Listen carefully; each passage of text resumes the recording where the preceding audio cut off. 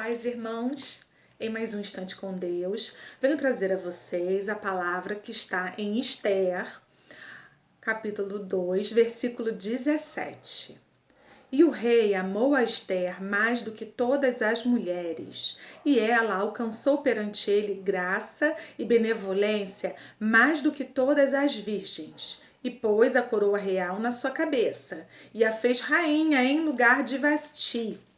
Agora eu peço para vocês irem em Esther 4, do 15 ao 17. Então disse Esther que tornassem a dizer a Mardoqueu: vai e ajunta todos os judeus que se acharem em Suzã, e jejuai por mim, e não comais nem bebais por 3 dias, nem de dia e nem de noite. E eu e minhas moças também assim jejuaremos, e assim irei ter com o rei, ainda que não é segundo a lei, e perecendo, pereço.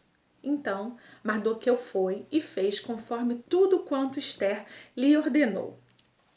Irmãos, essa passagem de Esther, ela mostra o momento que a rainha Vasti, do Império da Pérsia, se recusa a dançar num banquete do seu rei, Assuero, e ela é destituída. Dessa forma, há uma procura por uma nova rainha e mulheres foram recrutadas para isso. Então, as mulheres entraram num local separado, foram cuidadas, tratadas, ensinadas para que estivessem se apresentando ao rei. Esther foi vista com bons olhos em todo lugar onde ela passou. Ela foi tratada com mais cuidado, ela foi cuidada pelos eunucos que a ensinaram como deveria se portar e se comportar diante do rei. E quando chegou ao rei, ela deu graças aos olhos do rei, que a amou mais do que todas as mulheres.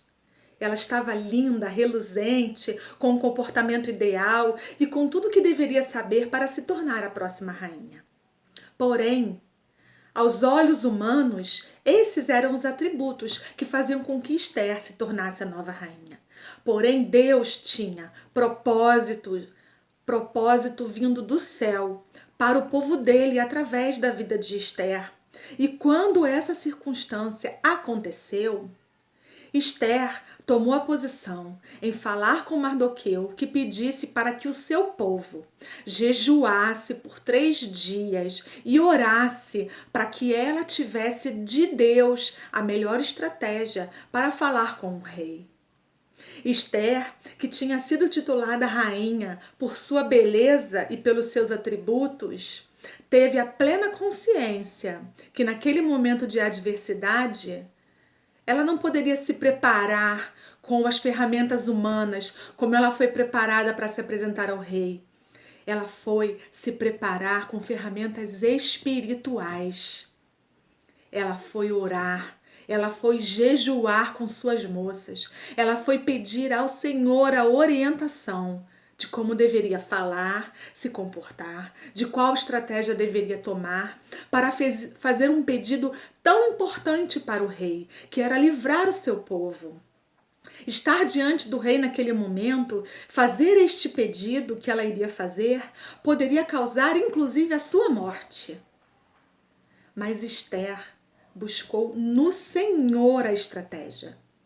Irmãos, independente da onde você esteja neste momento, qual posição você esteja ocupando, qual ensinamento você teve, estratégia você teve, lembre-se sempre que a sua posição foi dada por Deus, pelo Senhor, em toda tomada de decisão, das mais simples às mais importantes, das triviais àquelas que vão decidir a sua história ou a história daqueles que estão em seu redor e dependendo de você. Use o Senhor como o primeiro e único capaz de te dar a direção perfeita, de te dar a direção boa e agradável. Não esqueça, aonde você está, foi Deus que te colocou. Não importa o que o mundo diga, foi Deus que te colocou. E se Deus te colocou, Ele tem propósitos para você.